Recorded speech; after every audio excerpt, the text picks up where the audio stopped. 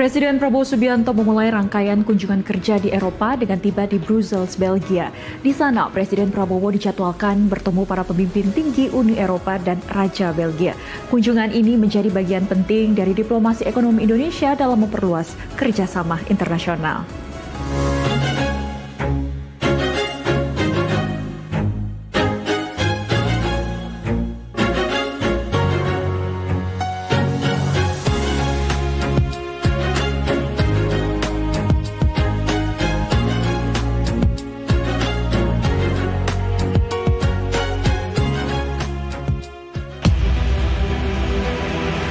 Di Bandara Internasional Brussels, Sabtu sore waktu setempat, suasana formal menyambut kedatangan Presiden Republik Indonesia Prabowo Subianto yang baru saja mendarat.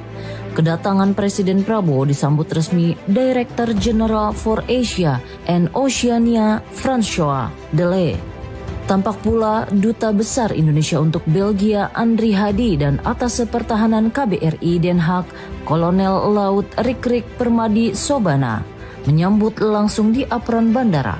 Rangkaian penyambutan berlangsung hangat dan penuh kehormatan menandai dimulainya agenda diplomatik Indonesia di jantung Uni Eropa. Setelah seremoni penyambutan, kepala negara langsung bertolak menuju hotel tempatnya bermalam. Lawatan ke Brussels merupakan bagian dari misi strategis Indonesia di Eropa. Selain pertemuan bilateral, Presiden dijadwalkan menghadiri beberapa dialog tingkat tinggi dengan para pemimpin Uni Eropa.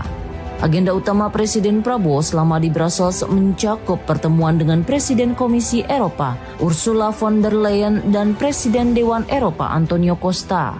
Pertemuan ini difokuskan pada penguatan kerjasama ekonomi dan penyelesaian perundingan Indonesia-European Union Comprehensive Economic Partnership Agreement atau IEU-CEPA.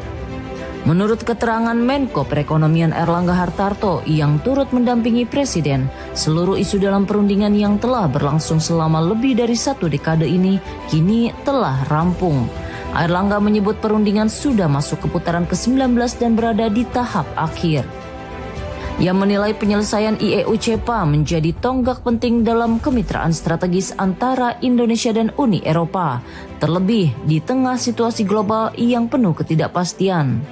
Setelah perjanjian diberlakukan, produk Indonesia diproyeksikan dapat masuk ke pasar Uni Eropa dengan tarif 0%. Nah, IEU-CEPA ini kita sudah berunding masuk ke tahun ke-10, lebih dari 19 putaran, namun seluruh isunya akan selesai dan ini tentu merupakan sebuah milestone baru di tengah situasi ketidakpastian. Berarti antara Indonesia dan EU itu akan produk kita bisa masuk ke Eropa dengan tarif 0. Kesepakatan IEU-CEPA diharapkan rampung dan ditandatangani pada kuartal ketiga tahun ini di Jakarta. Meski belum diumumkan secara resmi, pemerintah menyebut proses ratifikasi tinggal menunggu waktu. Dalam proses negosiasi, Indonesia tetap menjaga prinsip kesetaraan dengan mendorong hasil yang saling menguntungkan atau win-win solutions. Lebih jauh, Erlangga menyebutkan situasi geopolitik dunia telah mendorong perubahan pandangan terhadap Indonesia. Negara-negara mitra kini menilai Indonesia sebagai like-minded country, negara yang memiliki kesamaan nilai dan visi dengan Uni Eropa, terutama karena keterlibatan aktif Indonesia dalam proses aksesi menuju keanggotaan OECD. Sementara itu, Menteri Perdagangan Budi Santoso menambahkan, penyelesaian IEU-CEPA juga memberi dampak positif terhadap isu lain seperti IUDR dan hambatan teknis ekspor. Ia menyebut sejumlah tantangan yang selama ini menghambat ekspor Indonesia ke Uni Eropa mulai mencair seiring makin dekatnya kesepakatan perdagangan. Tapi semua sudah selesai. Tadi seperti disampaikan Pak Menko, semua sudah selesai. Secara substansi sudah nggak ada masalah, ya sudah. Jadi besok besok ya Presiden tinggal mengumumkan. Jadi nggak ada masalah ya. Ya, dan ini alternatif baru ya buat pasar kita ya. Kan impor EU itu ke dunia kan 6,6 triliun US dollar. Nilai impor Uni Eropa yang mencapai lebih dari 2 kali lipat nilai impor Amerika Serikat menjadikan kawasan ini pasar yang sangat menjanjikan bagi produk-produk unggulan Indonesia. Pemerintah menilai IEU-CEPA akan memberi diversifikasi pasar ekspor dan memperkuat posisi Indonesia sebagai pusat ekonomi di Asia Tenggara. Selain agenda resmi, lawatan Presiden Prabowo juga disambut hangat diaspora Indonesia di Belgia.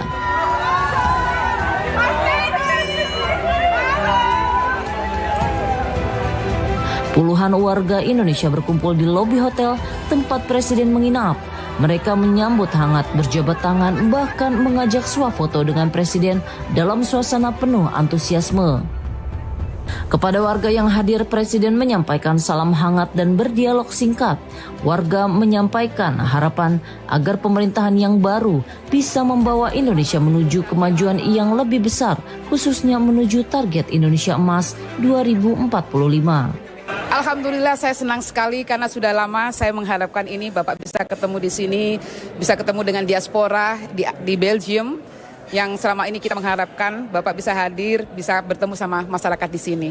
Saya berharap Indonesia jauh lebih baik lagi dengan apa yang sudah dijalankan dan kebijaksanaannya. Semoga semua itu juga berguna untuk rakyatnya seperti yang Bapak Prabowo harapkan selama ini yang diinginkan untuk memberikan Indonesia lebih maju, lebih baik di tahun 2045 Indonesia emas.